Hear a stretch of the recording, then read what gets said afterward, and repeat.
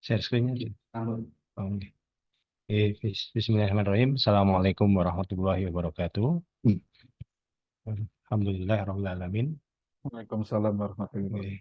wabarakatuh. Yang kami hormati Pak Taat, Bu Kadep, Prof. Eko, Pak Tantan, Pak Amin, Bapak Ibu sekalian tidak bisa kita sebutkan satu persatu dan juga adik-adik sekalian eh, dimanapun yang mengikuti webinar ini. Insya Allah eh, pada kesempatan hari ini saya akan memberikan sedikit ya. Tadi sudah diduli oleh Pak Taat tadi luar biasa, Masya Allah apa namanya hasil risetnya dan perlu diketahui Pak Taat ini sudah publikasi yang kalau nggak salah yang jurnal internasional bereputasi yang terkait dengan isotop itu dua, mungkin ini sepertinya mau tambah satu yang Manggarai tadi ya. Mudah-mudahan segera terbit jadi bisa jadi rujukan ya. Eh, Pada kesempatan pagi ini saya akan memberikan materi yang berjudul potensi kawasan kars di Pulau Jawa dalam penyerapan karbon dioksida atmosfer. Mengapa saya ambil judul ini pada webinar kali ini? Karena memang sekarang yang namanya perubahan iklim, pemanasan global itu sedang disorot, juga terkait dengan pada riset-riset terkait karbon, bahwasanya cenderung sekarang penyerapan karbon atau carbon capture di bumi itu pada hampir semua ekosistem itu mengalami pengurangan begitu. Sehingga saya menghasung diri saya sendiri dan mungkin juga Bapak Ibu adik-adik sekalian, mari kita kalau memang ada kesempatan kita coba giatkan riset dalam penyerapan karbon ya, tidak hanya di kawasan KAS tapi di tempat lain karena memang ini penting sehingga nanti bisa apa namanya digunakan hasil riset itu untuk mitigasi pengurangan penyerapan karbon di bumi.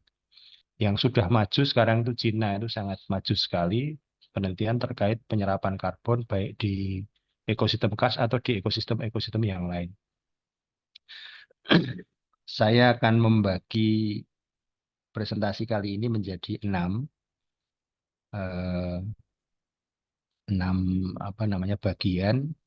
Nanti sedikit yang pertama tentang siklus karbon di bumi, kemudian nanti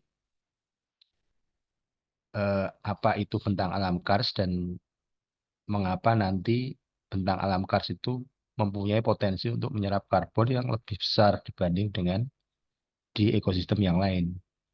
Kemudian yang ketiga, proses degradasi di kawasan kars. Ya, nomor 4 sebetulnya hampir sama ya, tapi nanti tekanannya adalah di proses kimia, yaitu proses pelarutan di kawasan kars. Kemudian yang kelima adalah cara dan contoh menghitung laju denudasi dan penyerapan karbon di gas dengan cara yang paling sederhana. Meskipun di sana sekarang sudah berkembang cara-cara yang lebih akurat, ya, kita akan beri contoh dengan cara yang sederhana. Nanti akan diberikan contoh pada beberapa kawasan kars di Pulau Jawa. Kemudian yang terakhir akan disampaikan sedikit penelitian tentang faktor-faktor yang berpengaruh terhadap karbon sink atau penyerapan karbon di daerah kars. Oke. Mungkin kita mulai yang pertama dengan siklus karbon. Seperti halnya apa namanya air itu ya, karbon itu juga memiliki siklus. Ya, kalau air kan di sana dari hujan jatuh menjadi airan permukaan, air tanah, ada yang tersimpan, ada yang kemudian sampai ke laut, kemudian eh, berbalik, berputar secara siklus kembali lagi ke menjadi penguapan awan menjadi hujan. Demikian juga di karbon. Di sana ada sumber-sumber karbon dan di sana ada penyimpan-penyimpan karbon gitu. Eh, ini yang warna apa? Abu-abu ini adalah yang bisa menyimpan karbon ya di antaranya adalah di atmosfer. di tanah, di vegetasi, kemudian batu bara, minyak, kemudian di batuan sedimen yang paling besar, kemudian di permukaan laut, dan juga di bawah laut. Kemudian ada yang proses ya, proses ya berpindahnya karbon gitu ya. Ya, dan juga yang menghasilkan karbon atau emisi ya seperti pembakaran bahan bakar, dan ada respirasi ya, tanaman, ada pembakaran hutan itu, ada apa run off itu nanti dijelaskan dan seterusnya ya.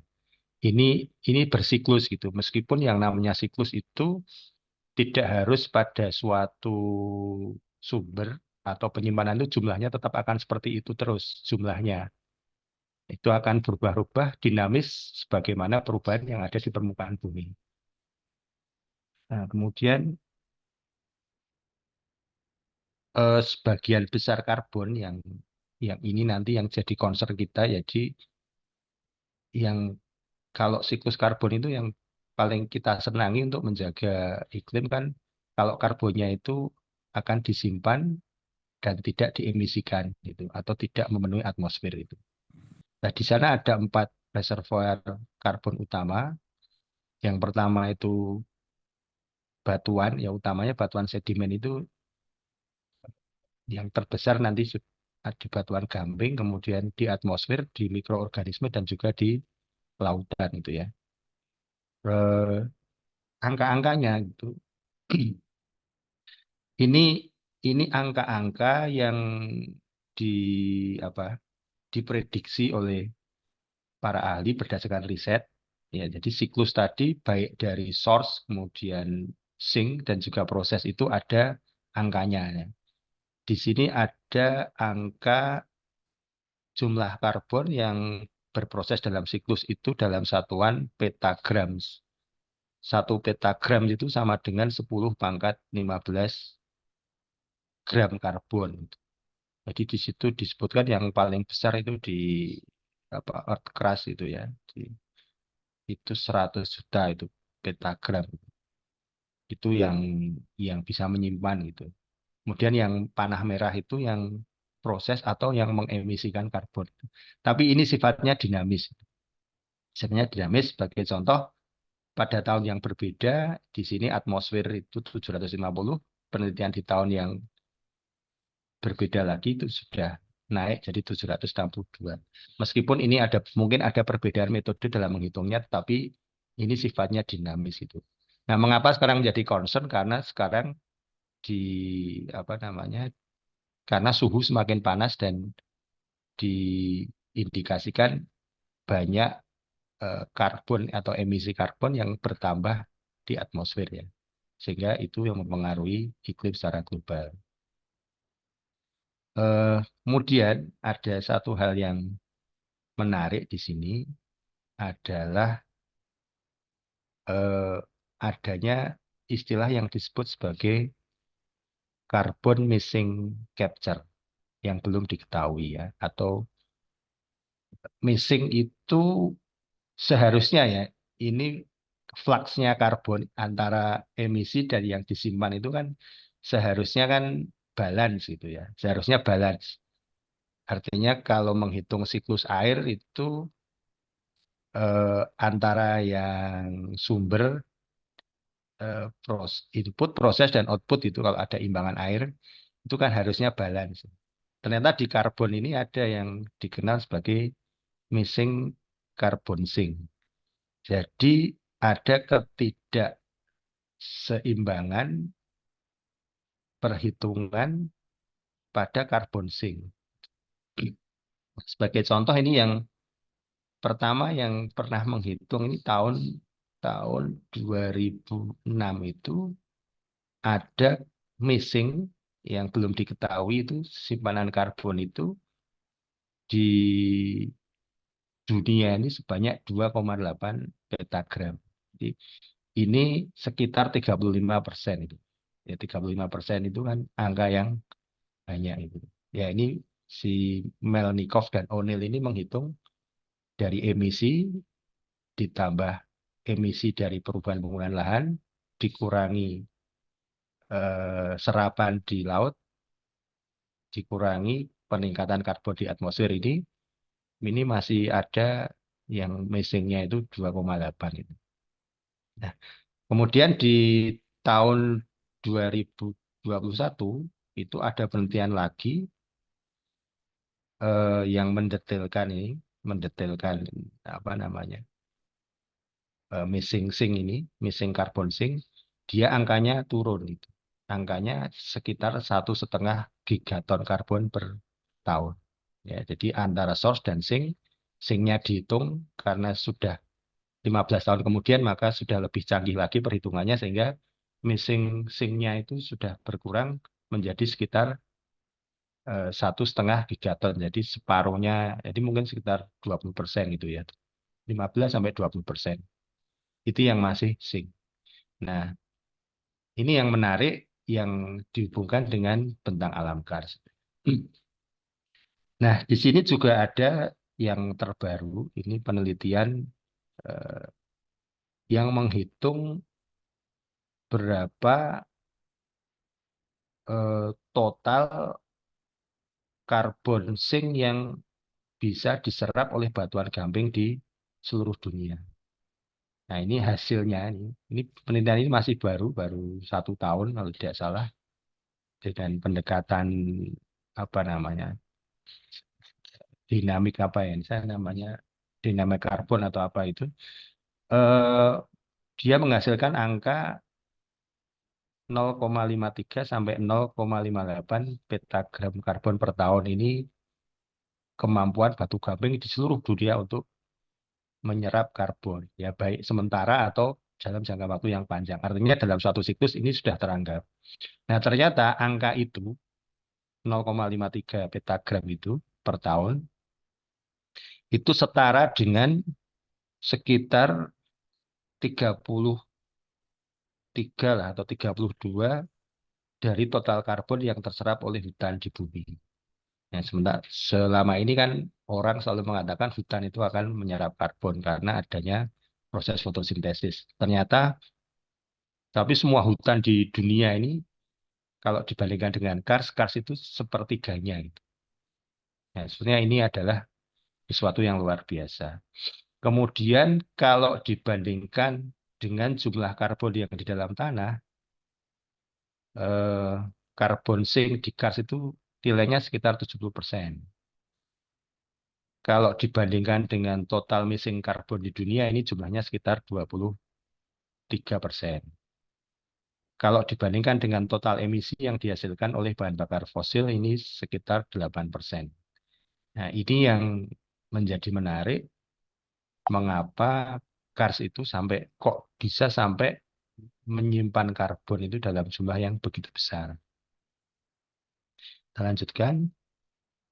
Eh, sedikit, mungkin bagi adik-adik yang artinya belum begitu tertarik akan Kars itu, sedikit dijelaskan bahwasanya tadi disampaikan Bu Kadep, Kars itu unik gitu. Dan fenomena Kars itu tidak dijumpai di ekosistem yang lain. Karena di Kars itu ekosistemnya dikontrol oleh proses yang namanya proses pelarutan. Nah, mengapa proses pelarutan itu bisa mengontrol apa namanya terjadinya bentang alam kars itu karena batuan kars itu batuan yang mudah larut oleh air. Ya sebetulnya yang paling mudah larut oleh air kalau selama ini ya garam, gula gitu ya. Ya ini ya tidak mudah larutnya tidak seperti garam atau gula gitu ya atau batuan evaporit gitu ya. Tapi kars itu termasuk atau batu gamping yang menyusun kars itu termasuk batuan yang mudah larut. Karena dia mudah larut, maka akan terbentuk hasil-hasil pelarutan yang bisa dilihat di permukaan dan juga di bawah permukaan. Bisa ada sungai bawah tanah, ada cekungan-cekungan yang tertutup gitu ya. Kemudian di atas kars itu tidak ada sungai, tapi sungainya di bawah tanah. Gitu. Ini yang tidak dijumpai di bentang alam yang lain atau di ekosistem yang lain. Ini jika dilihat dari udara ini di Gunung Kidul terlihat ini bukit-bukit yang banyak, kemudian di tengah-tengahnya ada dolin yang atau cekungan atau lembah yang tertutup itu. Lembah yang tertutup itu mengindikasikan bahwa airnya itu tidak mengalir kemana-mana, tapi dia akan vertikal ke bawah. Sehingga di antara lembah-lembah ini pasti ada pengatus atau drainase yang sifatnya vertikal, sehingga dia akan membentuk cekungan-cekungan tertutup. Ini kalau diperbesar seperti ini. Ya. Atau kalau diperbesar lagi seperti ini ya. Ini ini potret di Gunung Kidul ya, salah satu tipe kars yang termasyhur yang disebut sebagai Kegel atau conical kars yang berbeda dengan kars-kars di tempat lain ya secara sistem drainase hidrologinya. Meskipun sama-sama berkembang di bawah permukaan, tapi di kars seperti ini atau sering disebut sebagai kars kokpit ini mempunyai kekhususan yang berbeda. Ya, kan? Jadi dia akan multibasinal ya. Jadi lembahnya itu banyak, masing-masing lembah mempunyai drainase yang vertikal ke bawah. Eh, Kemudian di bawah permukaan seperti ini ya. Kalau tadi tadi di atas permukaan, ini di bawah permukaan. Karena dia punya drainase yang ke bawah, maka yang berkembang sungainya tidak di permukaan, tapi di bawah. Ini contoh-contoh sebelah kiri bawah ini di Bribin, sebelah kanannya di Gua Cerme, ya dan seterusnya ya. Kemudian ini yang atas tengah ini adalah yang disebut sebagai apa ya? Ini adalah bisa ponor atau swallow hole gitu atau sink gitu ya. Intinya di tengah-tengah lembah itu kalau belum tertutup sedimen dia akan bentuknya seperti ini. Ini ketika ada hujan, nanti hujan inilah yang kemudian akan mengisi atau air hujan yang menjadi aliran permukaan kemudian akan hilang semuanya gitu ya di dalam satu lembah itu yang kemudian masuk ke sungai bawah tanah. Nah, ini mungkin sedikit bagi adik-adik tentang anu ya, kars itu seperti itu. Di Indonesia itu luas karsnya itu ada sekitar 154.000 kilometer persegi ya.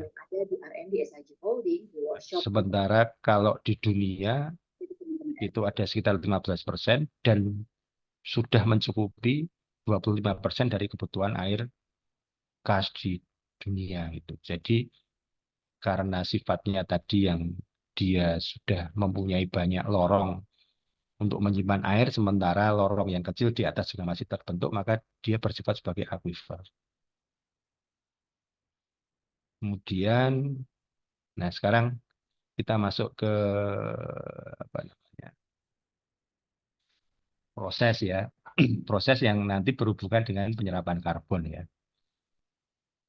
Di Kars itu ya, ini secara proses yang umum itu juga mengalami proses denudasi tadi dengan pelarutan.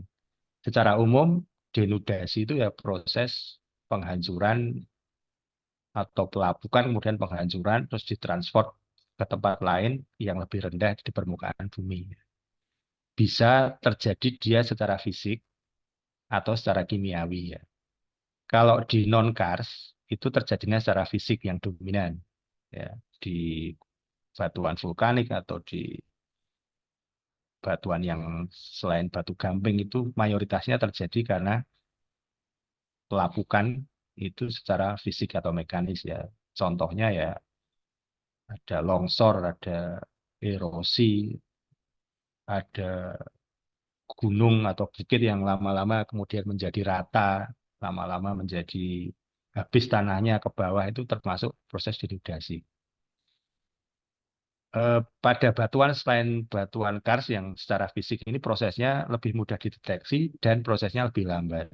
Tetapi di batuan kars yang khas tadi, di batu gamping, prosesnya secara umum jauh lebih cepat. Sehingga perubahannya dalam skala waktu itu segera bisa terlihat. Di Gamping sendiri proses denudasi lebih dikenal sebagai disolusi. Jadi kalau di Gamping, ya meskipun di jurnal-jurnal geomorfologi masih ada yang mengatakan dia weathering gitu atau karst denudasi, tapi kalau secara kimiai maksudnya itu ya disolusi gitu, pelarutan. Nanti ada proses kimia. Kita lanjutkan. Nah, ini yang namanya denudasi ya akhirnya membentuk bumi yang rata atau peneplain itu ya.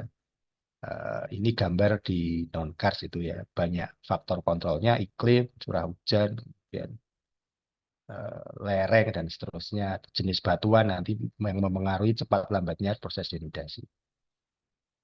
Kalau di kars ini contoh model denudasi di kars. Ya akhirnya nanti menjadi rata kembali. Meskipun tadinya rata, kemudian terbentuk cekungan tertutup, semakin besar, ada bukit sisa, lama-lama bukit sisanya pun juga akan habis, ya kan lama-lama akan rata gitu. Jadi kars ada stadium yang muda, dewasa, tua itu tergantung dari proses denudasi yang sudah berjalan di kars tersebut. Ini juga model denudasi di kars. Ya, ini kalau ini model di Pulau Jawa ini. Nah, yang menarik di sini eh, Yuan Daoxiang itu dalam sebuah publikasinya itu menjelaskan bahwa dalam setiap denudasi atau pelapukan atau pelarutan 1 ton batuan gamping, Oh, kayaknya dia maunya kita yang dia akan membutuhkan sebesar 120 kilogram karbon dari atmosfer.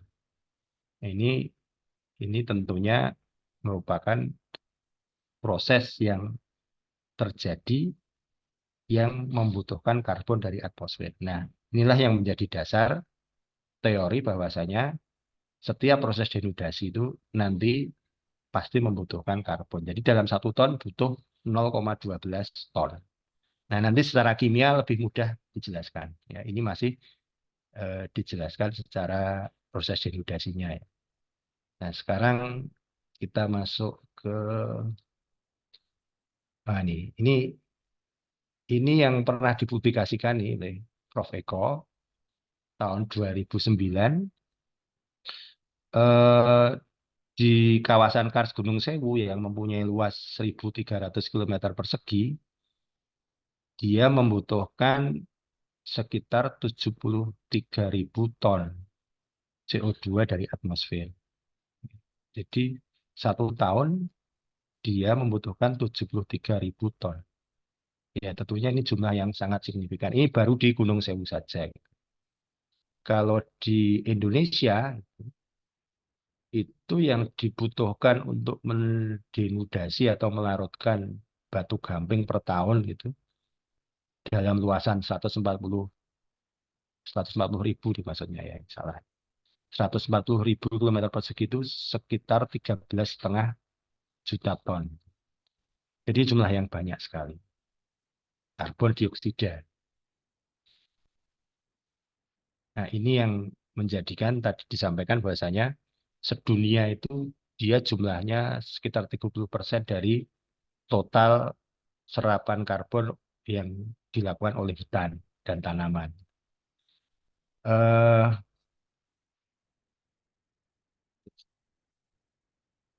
ini perhitungannya ya. Ini perhitungannya kalau di Gunung Sewu ini per tahun adalah 72.000 sekian, kemudian di Indonesia ini sekitar 13 juta sekian itu.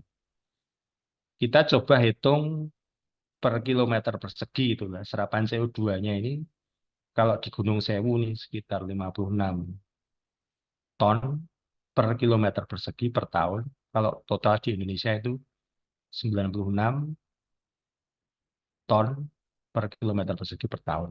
Nah, ini ada perbedaan yang cukup tinggi ini yang mungkin masih perlu dicari. Ya. Kemudian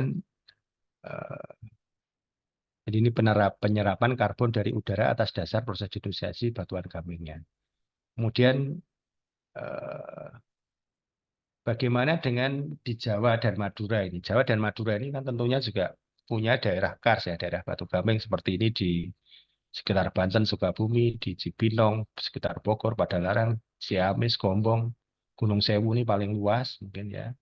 Kemudian ini di Malang Selatan, eh, Blitar, di Tuban, di Rembang sedikit, di Madura cukup banyak ini berapa itu ya? serapan CO2 per tahunnya berapa. Nanti kan kita sampaikan itu. Kalau di dunia ini jumlahnya 2,5 petagram per tahun. Ini banyak sekali. Eh, ini ada publikasi terakhir kemarin tahun 2023. Dia membuktikan bahwasanya dari sekian banyak jenis batuan, maka per kilometer, per unit areanya, per kilometer perseginya itu batu gamping itu paling besar gitu ya, dibanding batuan metamorf, batuan vulkanik, batuan sandstone, basalt itu jumlahnya sangat banyak itu ya. Jauh berlipat itu. Ini ini yang di ini yang di saya highlight biru ini jumlah konsumsi CO2 itu per tahun itu melebihi jenis batuan yang lain.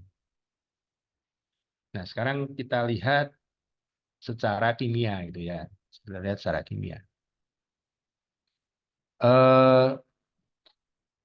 Di kawasan kars atau batu gamping, ini kalau secara mineral itu batu gamping itu yang paling banyak mineralnya kalsitan dan juga dolomitan itu ya. Kalau kalsitan itu CaCO3, apa rumus kimianya, kalau dolomitan itu CaMg CO3 dua kali, ada dua. Di kalsitan yang dia lebih mudah, karena dia lebih mudah larut, maka hanya diperlukan 1 mol CO2 untuk melarutkan 1 mol CaCO3. Jadi ini persamaannya masing-masing ini satu semua ini. CaCO3-nya 1, CO2-nya juga 1. Keseimbangannya plus H2O nanti menghasilkan Ca dan 2HCO3 ya. Nah, cuma ini hasilnya 2HCO3 dan Ca. Ini kalau HCO3-nya kan dua kali, tapi dalam prosesnya antara CaCO3 dan CO2 itu masing-masing hanya 1 molnya, hanya 1, molalitasnya hanya 1. Sehingga diperlukan 1 mol CO2 untuk melarutkan 1 mol CaCO3. Sementara di dolomit, untuk melarutkan 1 mol dolomit atau CaMgCO3 itu diperlukan 2 mol ini. 2.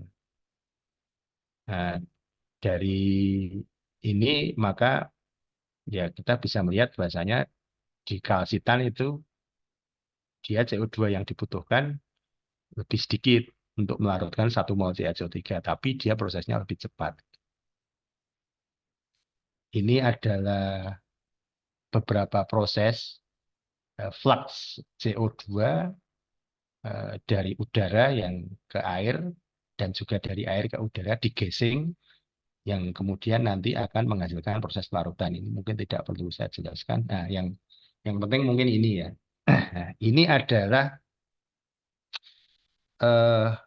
skema vertikal pergerakan CO2 di kars yang kemudian bisa menyerap CO2 dalam jumlah sebagaimana diperlukan untuk melarutkan batu gamping gitu ya. Kalau dilihat dari atas ini, di atas tuh ada layer untuk vegetasi gitu ya. Ada gambar rumput, ada gambar pohon ini, kemudian di bawahnya ada soil ya.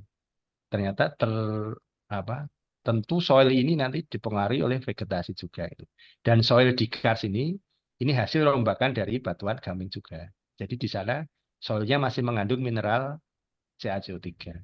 Kemudian di bawahnya ini ada zona epikars ini yang zona sedikit di bawah permukaan kars yang dia sudah mengalami proses pelapukan dan dia mempunyai kemampuan untuk menyimpan air vadus yang kemudian nanti perlahan-lahan diturunkan ke sungai bawah tanah. Kemudian di bawahnya ada zona vadus. Zona vadus itu ya zona yang sudah ditinggalkan oleh air yang sekarang menjadi mungkin gua itu yang gua yang kering.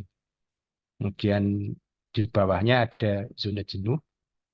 Ya, zona jenuh adalah zona di mana air kars itu tersimpan baik sebagai sungai bawah tanah ataupun yang tersimpan secara meluas jika dia sudah di pinggir laut itu ya. Sudah water levelnya sudah regional, sudah sama. Nah, di sana ada proses ini mungkin saya bacakan, ada proses karstifikasi jelas pelarutan batu gamping karena air yang terisi CO2 yang berproses atau melarutkan batuan CaCO3. Ini namanya proses karstifikasi. Terus kemudian ini ada degassing, kemudian ada kalsifikasi, ada fotosintesis, ada respirasi, dan juga ini ada fotosintesis lagi.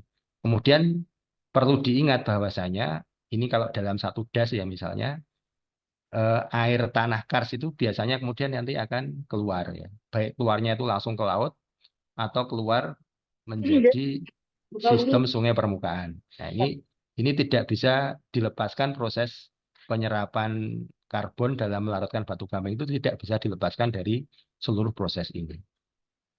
Nah, mungkin ini yang perlu diingat ya. Jadi kalau yang pertama ini ada 3 proses yang penting selain proses pelarutan yang ternyata dia berinteraksi dengan CO2. Yang pertama adalah proses fotosintesis ya. Proses fotosintesis kita masih ingat dulu pelajaran biologi, intinya dia tanaman itu akan membutuhkan CO2 dan akan menghasilkan oksigen. Kemudian yang kedua adalah proses respirasi. Proses respirasi adalah kalau ini kebalikannya, masuknya oksigen dan keluarnya karbon dioksida atau sering disebut ya kayak proses apa namanya pernafasan tanaman gitu. Nah, pengeluaran dari respirasi ini bisa ke udara, bisa juga ke tanah.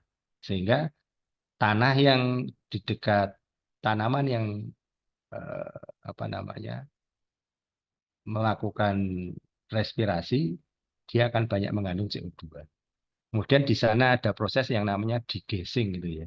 Degassing itu ya pengeluaran gas. Dalam hal ini CO2 ke udara dari HCO3. Nah, ini nanti akan membuat air itu menjadi jenuh, kemudian HCO3 itu akan mengalami kalsifikasi ya, membentuk mineral sekunder. Mineralnya sama CaCO3 tapi dia sifatnya sekunder karena terbentuknya sekunder. Terbentuknya bukan pada saat batuan awal kars itu dibangun, tetapi dia terbentuk karena setelah dilarutkan, kemudian dia akan jenuh, CO2-nya ada yang dipakai untuk proses larutan, ada juga yang digassing, ya ketika misalnya apa ya, ketika ada tetesan itu dia akan mengeluarkan CO2 sehingga CO2-nya semakin rendah, sehingga air yang menetes ke bawah kemudian akan membentuk mungkin namanya travertin atau speleothem, ornamen gua. Nah, itu yang namanya mineral sekunder.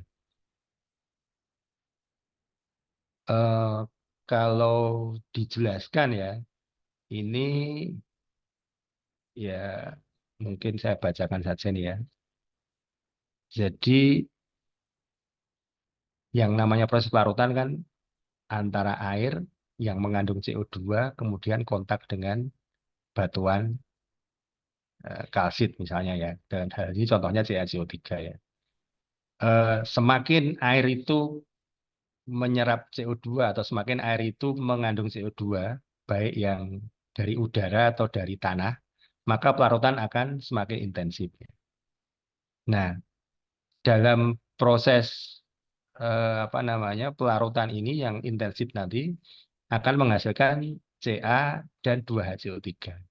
Nah, HCO3 dan teman-temannya ya, HCO3, CO3 itu kalau dijumlah di total itu sering disebut sebagai DIC ya, dissolved inorganic carbon. Jadi karbon terlarut yang sifatnya inorganik. Ya, ini yang pertama.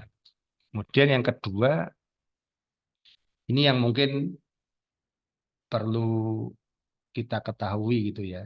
Jadi ternyata setelah DIC atau dissolve HCO3 itu bermigrasi atau dissolve inorganic carbon itu bermigrasi, eh, sebagian CO2 itu atau sebagian HCO3 itu akan terdegradasi menjadi CO2.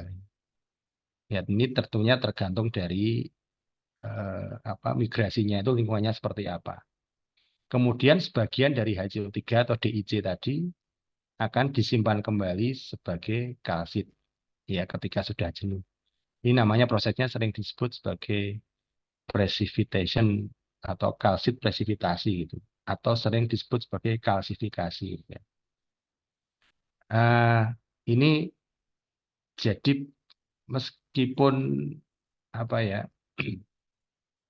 proses kalsifikasi itu biasanya kan dianggap tidak penting ya. Meskipun dia mengeluarkan CO2 juga ketika netes itu, tapi proses presipitasi ini juga sebetulnya dia menyimpan karbon juga dalam bentuk CaCO3. Ya, karena dalam membentuk CaCO3 itu prosesnya kalau presipitasi kan tetap membutuhkan karbon. Ya. Atau ada karbon yang disimpan kembali dalam bentuk CaCO3 dalam bentuk padatan. Ya, sebagai speleotem atau sebagai ornamen gua atau sebagai travertin misalnya. Nah, kemudian yang selanjutnya setelah air tanah ini atau air kas ini keluar menjadi air permukaan, maka ya air yang di situ di dalamnya banyak inorganik karbon yang terlarutkan itu oleh organisme perairan akan digunakan untuk berfotosintesis. Sehingga di situ akan menghasilkan yang disebut sebagai OC atau organik karbon. Ya, reaksinya yang di bawah itu tentunya untuk berfotosintesis ini dia membutuhkan CO2 kan tadi. Ya, membutuhkan CO2 ya diambil dari HCO3 itu tadi. Sehingga dia proses fotosintesis dari organisme di perairan ya di air permukaan tadi juga menyerap karbon yang yang sisa dari proses pelarutan yang mengalir dari air tanah kars ke air permukaan. Nah, ini prosesnya. Nah, kemudian ini kalau mau dilihat ya bedanya pelarutan dan sebelah kanan tadi adalah mungkin kalsifikasi atau presipitasi ya, atau pengkristalan. Kalau proses pelarutan ya nanti akan menghasilkan feature-feature hasil pelarutan ya seperti lubang-lubang seperti ini. Tetapi proses pelarutan inilah yang membutuhkan atau CO2. Nah, ketika di air itu masih tersedia ya masih ada flux itu, maka dia akan proses pelarutan itu tetap akan berjalan terus. Tetapi ketika nanti sudah digunakan, tidak ada masukan air yang mengandung CO2 misalnya, musim kemarau misalnya ya. Ketika CO2 di air itu sudah habis atau sudah oversaturated, ya, HCO3 di airnya atau DIC-nya sudah saturated dengan proses ini, maka dia akan membentuk padatan-padatan, ya, mineral-mineral sekunder. Yang contohnya ini, yang di Gua Gong ini, dia akan membentuk mineral sekunder. Ini bukan mineral primer, ini mineral sekunder. Ya. Nah, ini yang disebut bedanya proses disolusi dan presipitasi dari mineral kalsit. Kemudian dalam sebuah das di kars, sebetulnya tadi sudah dijelaskan ya, ini ada gambaran yang lebih mudah dipahami, bahwasanya proses flux CO2 di kars itu memang spesifik gitu ya. Kalau di non kars itu hasil dari respirasi, jadi CO2 dari respirasi itu ya tetap aja di tanah. Tapi kalau di daerah kars itu hampir semuanya akan dimanfaatkan untuk melarutkan batuan gamping. Jadi inilah bedanya gitu ya. Bedanya di situ. Nah, di sini ada satu lagi yang yang lebih rinci, yang tadi disebut degradasi ini yang di pojok kanan atas, yang dikontrol oleh mikroorganisme gitu. Jadi tadi DIC atau HCO3 itu digunakan oleh mikroorganisme untuk berfotosintesis gitu. Ya, sering disebut sebagai AOC gitu ya, atau autochthonous organic carbon, atau organic carbon juga bisa. Ya, yang autochthonous itu yang menghasilkan CO2 atau CH4. Sehingga gabungan antara autochthonous organic carbon, dissolved inorganic carbon, dan organic carbon yang tersimpan, itu kalau di total ya sebetulnya itu adalah yang namanya carbon flux itu. Jadi proses carbon flux di Kars itu sebetulnya bukan hanya ketika proses pelarutannya saja, tetapi bahkan dalam beberapa publikasi itu lebih besar yang oleh mikroorganisme yang ketika sudah keluar ke sungai permukaan. Ya, mengapa begitu? Karena fotosintesis membutuhkan CO2. CO2-nya diambil dari HCO3 yang tersisa dari proses pelarutan. Nah, inilah yang menjadikan Kars itu sering disebut sebagai couple gitu, ada pasangan antara proses pelarutannya itu sendiri dan fotosintesis dari mikroorganisme yang ada di sungai permukaan Kars itu setelah keluar dari sungai bawah tanah. Nah, ini yang apa namanya menjadikan Kars itu mampu menyimpan karbon dalam jumlah yang banyak. Lalu bagaimana cara menghitung denudasi dan bagaimana nanti menghitung karbon dioksida yang bisa terserap dari udara saat proses tersebut itu ya. Ini kita gunakan cara yang paling mudah gitu ya. Kita punya contoh beberapa situs Kars, ada yang di Tuban, ada di Rembang, ada di Gombong, di Menoreh, dan juga di Gunung Sewu. Di Gunung Sewu nanti karena ini dekat dengan kampus, jadi kita punya data yang lebih komplit dan lebih banyak itu. Yang pertama itu ya, pertama kita harus punya data DIC itu ya, atau ya mudahnya ya alkalinity atau HCO3 yang terlarut ya di dalam mata air atau sungai bawah tanah selama 1 tahun. Ya ini contoh ketika menghitung di mana ini, di Petoyan, di Pribin, di Gilap, di Jomblangan, di Kedaren ini. Saya lupa ini di mana. Atau mas ini di Petoyan.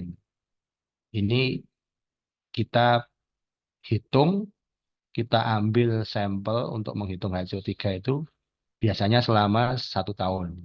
Mengapa begitu? Karena kalau 1 tahun nanti kita akan punya variasi. Ya. Variasi ketika dia terpengaruh oleh sistem kas dinamis ya. Jadi terpengaruh oleh aktivitas musim atau hujan. Ya sebetulnya semakin semakin sering pengambilan HCO3 maka rata-ratanya nanti semakin bagus.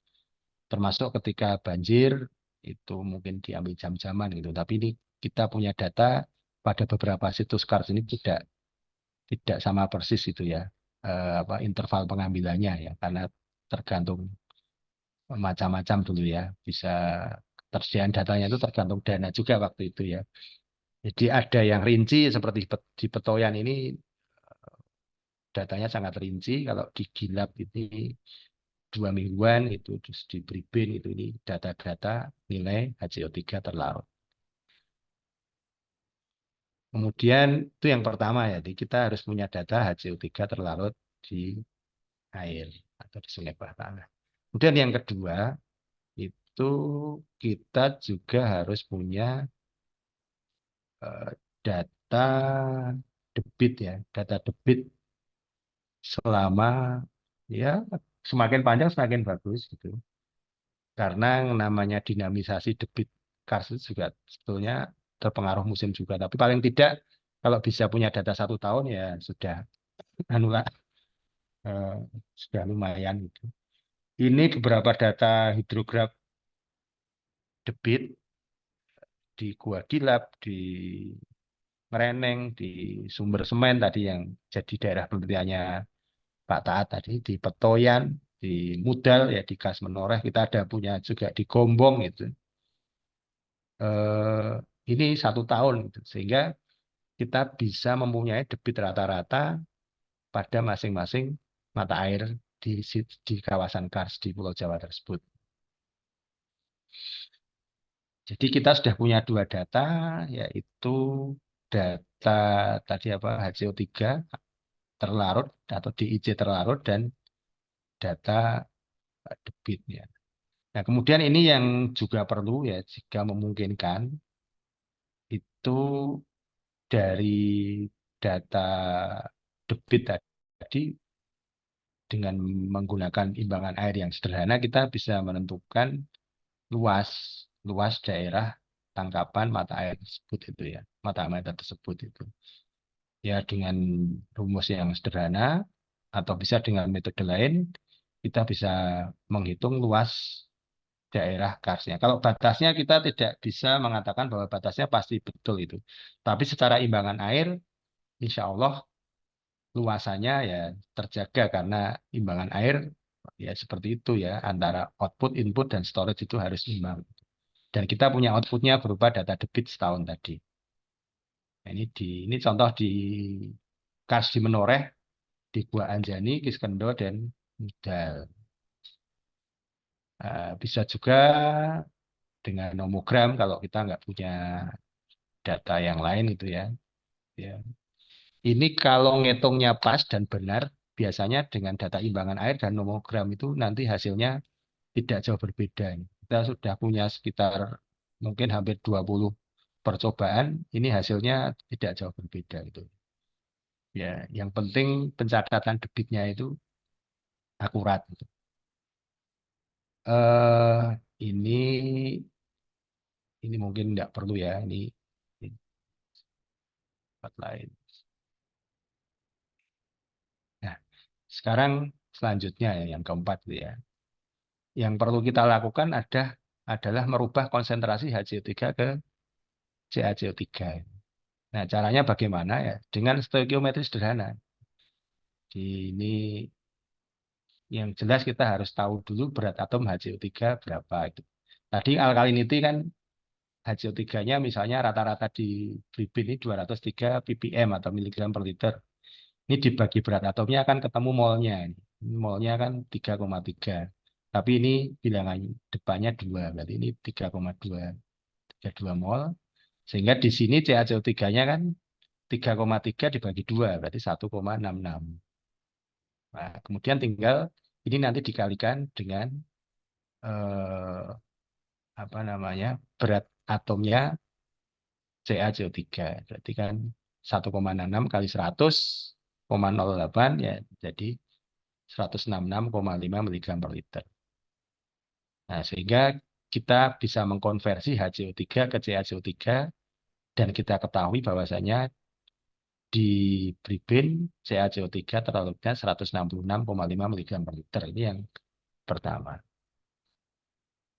Kemudian kita masukkan ini untuk menghitung denudasi dulu ya.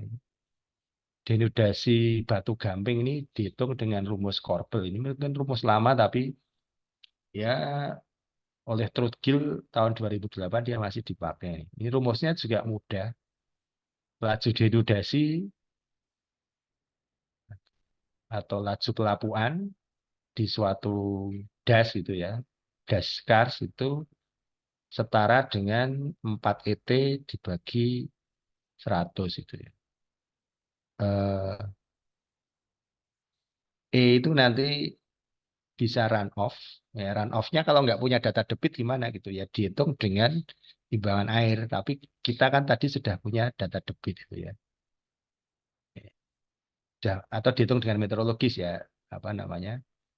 Run off-nya. Tapi kita sudah punya data run off. Kemudian T tadi adalah konsentrasi CaCO3 di sebuah mata air.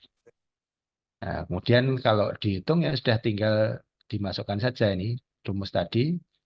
Ya run off-nya berapa tadi? Di Bribin sekitar 1771 kalau di desimeter kubikan liter per detik jadi 55 juta meter kubik per tahun kalau luas dasnya 104 km sehingga tebal run off-nya ya tinggal dibagi aja antara debit dibagi luas das ini ketemu 0,536 meter per tahun atau 5,36 desimeter per tahun.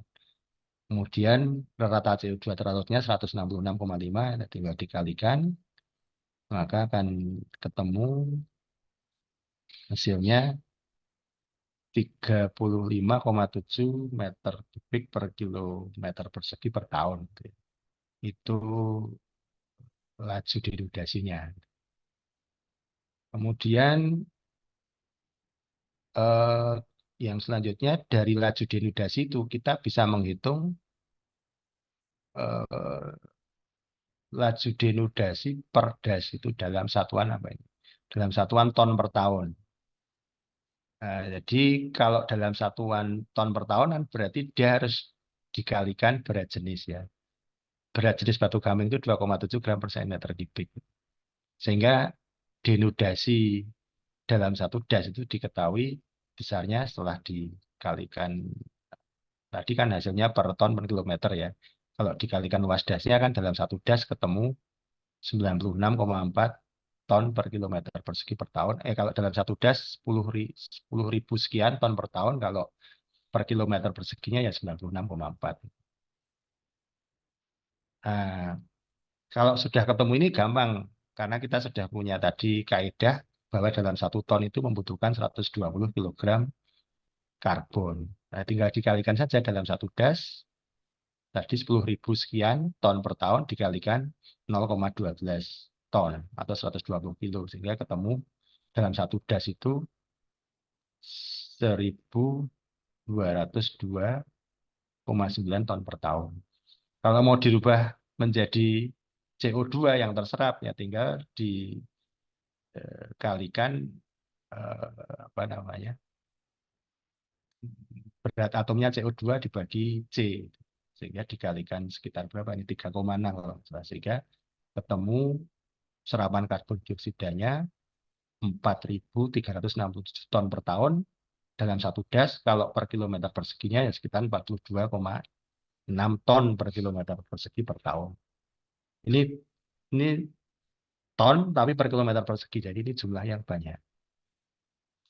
Ini beberapa hasil yang apa namanya sudah kita hitung gitu ya di beberapa mata air. Nah, kita yang masih apa ini masih belum bisa menemukan ini mengapa ini per kilometer perseginya ini variasinya seperti ini gitu.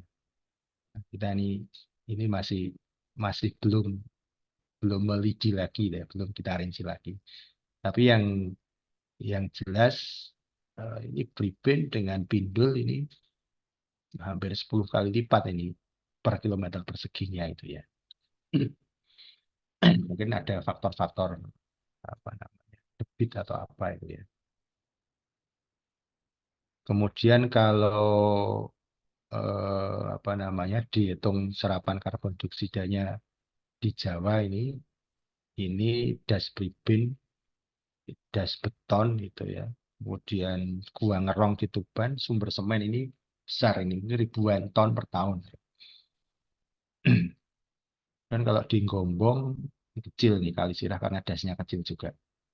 Ini kalau secara spasial seperti ini dalam satuan ton per tahun. Nah, ini adalah beberapa cara lain ya untuk menghitung serapan karbon. Nah, dengan tablet test ini mungkin pernah dilakukan itu. Hydrochemistry discharge method dengan rumus, di mana rumus ini nanti menganggap setengah dari proses pelarutan itu berasal dari batuan dan tanah dan setengahnya dari udara itu. Ya berdasarkan reaksi pelarutan dolomit dan kalsit. Kemudian dengan remote sensing, dengan dynamical method, dengan cara ini ya, ini yang sebetulnya ingin kita lakukan daripada sekedar menggunakan rumusnya Dok Siang, dan mudah-mudahan ini ada beberapa mahasiswa kita yang sedang melakukan disertasi, salah satunya dengan menggunakan metode salah satu dari metode ini. Kemudian ini yang terakhir ya. Yang terakhir adalah faktor-faktor apa yang bisa berpengaruh terhadap penyerapan karbon di daerah kars. Ada beberapa faktor itu. Kalau disebutkan di dalam textbook itu, ya faktornya ya faktor iklim, geologi, geomorfologi, itu, penggunaan lahan, ada faktor manusia itu berpengaruh itu. Tanah, kalau geologi ya faktor jenis batu gamping ya, kalsit dan dolomit nanti berbeda. Kemudian kemurnian gampingnya nanti juga akan berbeda dalam menyerap karbon. Yang lebih murni, lebih mudah larut, tentunya lebih besar itu. Kemudian vegetasi tadi ada proses respirasi, ada fotosintesis gitu ya. Itu tergantung jenis tanaman nanti. Juga tergantung jenis tanaman. Kemudian iklim ya curah hujan jelas. Kemudian air yang hangat dan yang dingin, suhu air itu juga berpengaruh terhadap kecepatan pelarutan. Kalau di kalsitan itu yang lebih dingin, yang lebih cepat itu. Kalau di dolomitan yang panas temperaturnya. Kemudian karakteristik mikroorganisme tanah, ya tadi sudah disebutkan bisa membutuhkan juga CO2 dan juga jenis tanahnya.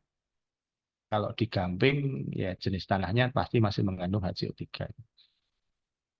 Kemudian aktivitas manusia ini yang menjadi isu bahwasanya ternyata perlakuan pemupukan atau aktivitas antropogenik yang menghasilkan asam antropogenik, ya misalnya H2SO4 atau HNO3 atau nitrat dan juga nitrit itu memperkecil serapan karbon. Ini contoh beberapa kasus di Cina bahwasanya fertilizer ya, baik yang kimia maupun yang pupuk kandang itu ternyata mengurangi penyerapan karbon. Ya, ini sebesar 7-38%. Kalau yang asam sulfat itu sebesar 7-11. Ya. Dan antropogenik acid ya macam-macam ini ya, bisa umumnya dari pertanian yang intensif, dari pupuk kimia itu bisa menurunkan sampai 41% serapan CO2 di selatan Cina. Nah, ini yang kemudian menjadi concern kita, dan kita ingin punya riset itu sebetulnya nanti di tempat yang pertaniannya itu intensif, penggunaan pupuk intensif, bagaimana serapan karbonnya. Tentunya tidak dihitung dengan rumus tadi, tapi dengan rumus dinamik metode tadi.